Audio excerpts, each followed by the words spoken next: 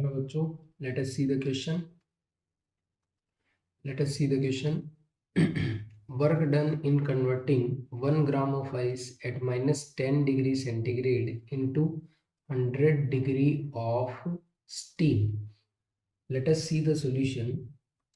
Let us see the solution. The principle of this question, work को अपन heat में convert करते हैं तो अपन एक फॉर्मूला यूज करते हैं W बराबर J इंटू क्यू। ये वाला प्रिंसिपल अपन यूज करके इस क्वेश्चन को सॉल्व करेंगे। बट पहले अपने को एक बेसिक समझ होनी चाहिए क्वेश्चन की कि अपने को सॉल्व कैसे करना है। जैसे कि मुझे गिवन क्या करा है, 10 डिग्री सेंटीग्रेड पे आइस दे रखा है, 1 ग्राम दे रखा है। कोई बात नहीं, पहले मैं इसको कहाँ लेके जाऊंगा, 10 डिग्री से मैं इसको 0 डिग्री का आइस बनाऊंगा, ठीक है भाई।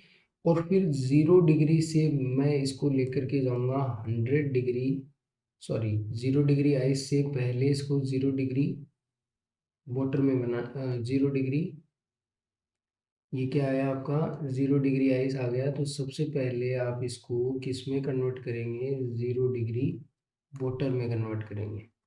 क्लियर। फिर 0 डिग्री वाटर को आप लेकर के जाओगे 100 डिग्री वाटर तक, ठीक है भाई।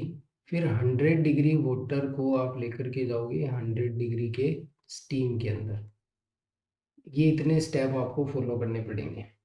यहाँ पे टेम्परेचर इंक्रीज, यहाँ पे टेम्परेचर को क्या किया गया, इंक्रीज। और ये वाली स्टेप है, इसमें क्या करा है आपने, फेज ट्रांसफॉर्म किया है, फेज ट्रांसफॉर्म हुआ है।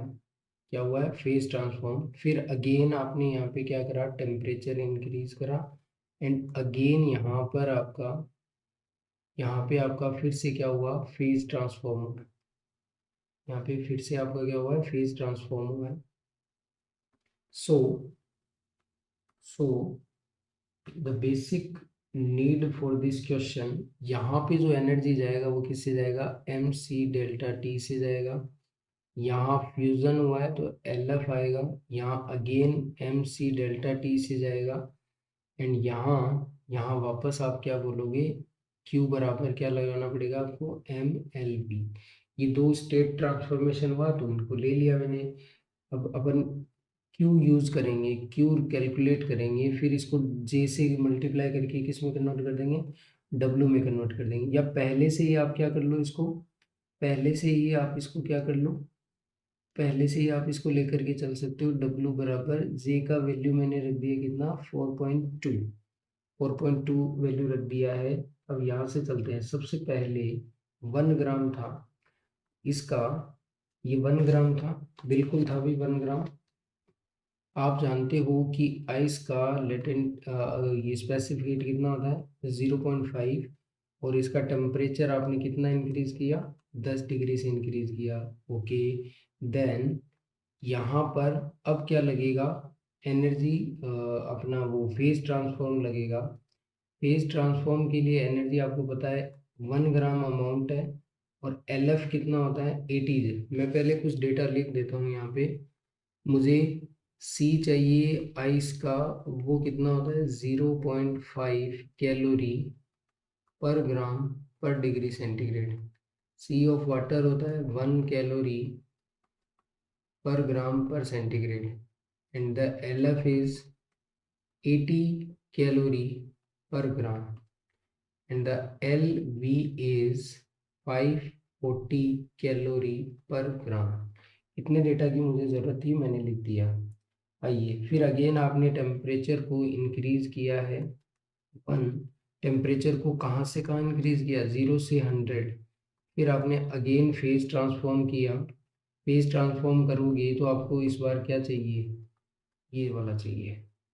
अब आपने जब इस पूरे सिनेरियो को कैलकुलेट किया, इस पूरे सिनेरियो को जब आपने कैलकुलेट करा, तो आपके पास कोई ना कोई एनर्जी जरूर आई होगी।